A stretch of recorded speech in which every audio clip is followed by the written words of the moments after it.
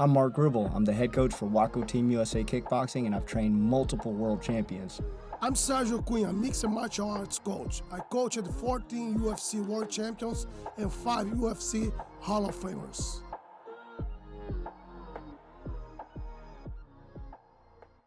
Welcome back, guys. We're here for another episode of the Double Jab Podcast.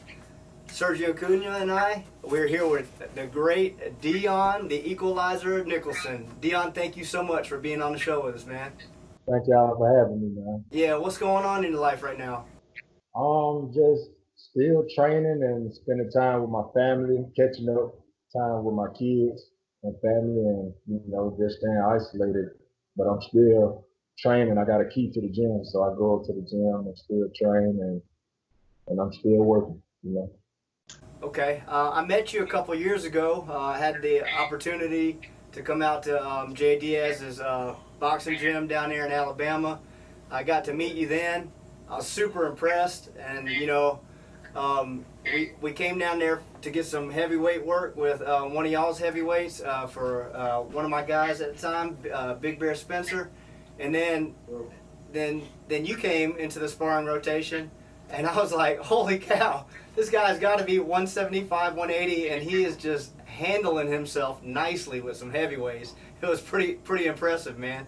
And one of the things that you guys was talking about was while I was there that a lot of people don't know about you was that you were asked to be part of Triple G's fight camp leading up to the Canelo fight, weren't you? Yeah, the first fight, that he fought Canelo. Yeah, I was invited to it. How did all that transpire?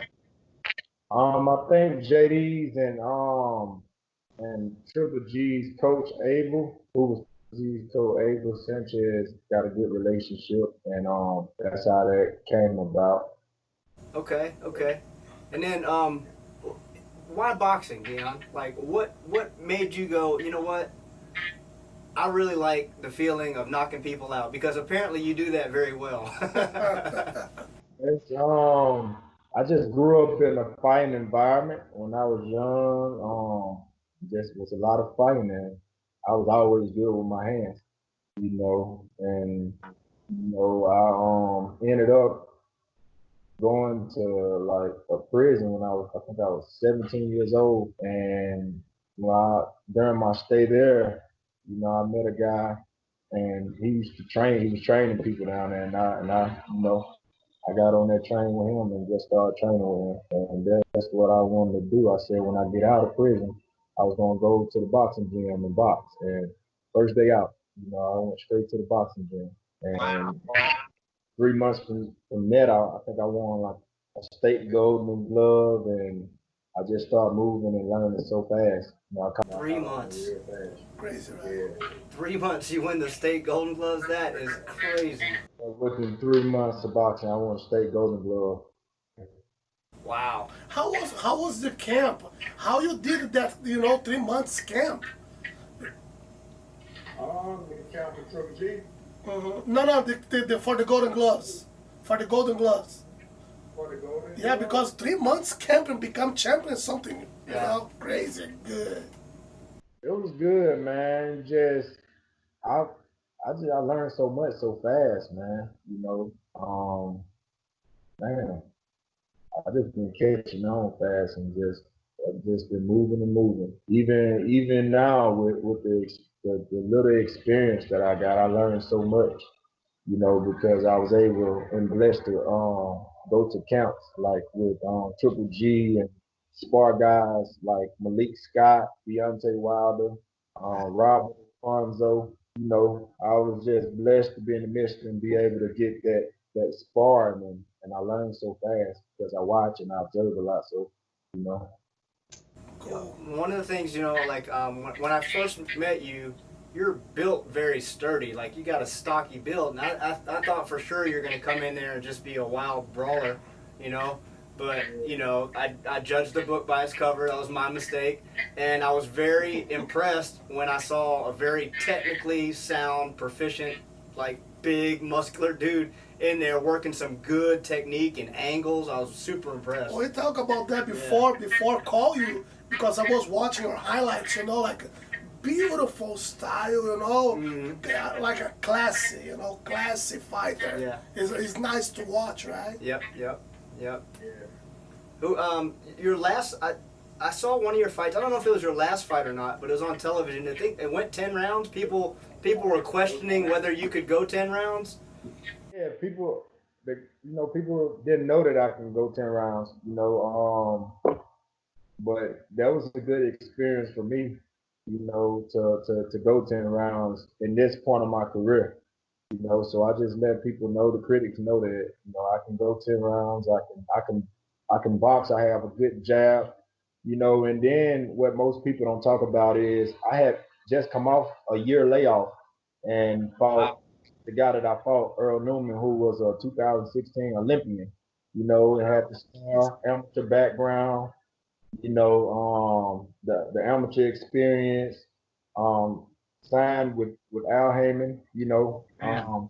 And me just gaining the experience with him, just starting to box like that and getting in the ring and defeating the guy, actually outboxing him and outworking him. That was a big accomplishment for me, and I'm thankful and blessed, man. Would you say is that your biggest win to date so far? Yeah, that's my biggest win so far.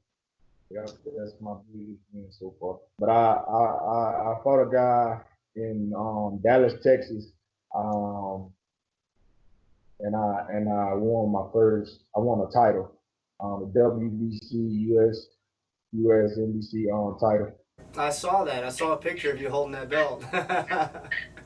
Yeah. Very So cool. I've been moving fast, learning fast, and still learning, still building. So it's gonna get better and better. That's cool. Do you have any fights lined up right now? Anything down the pipe?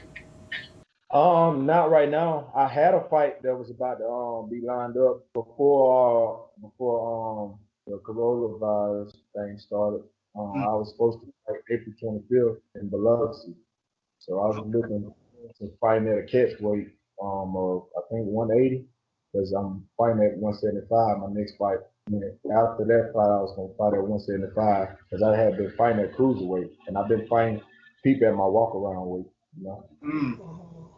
Okay. Be able to fight people my size.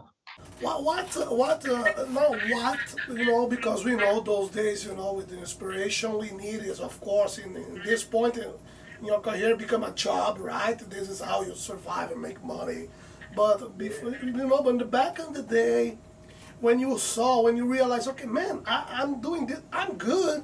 It's not just for my self-defense, but I can do this as a profession.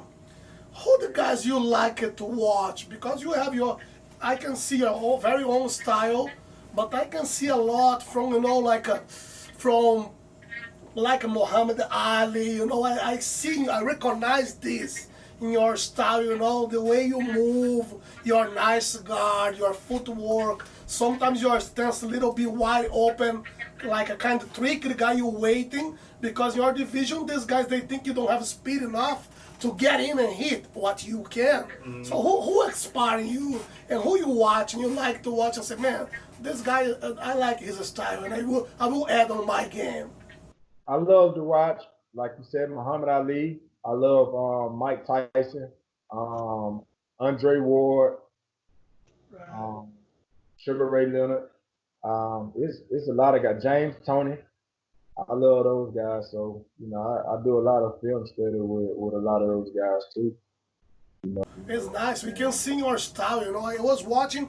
Really, you can see that. I can see you.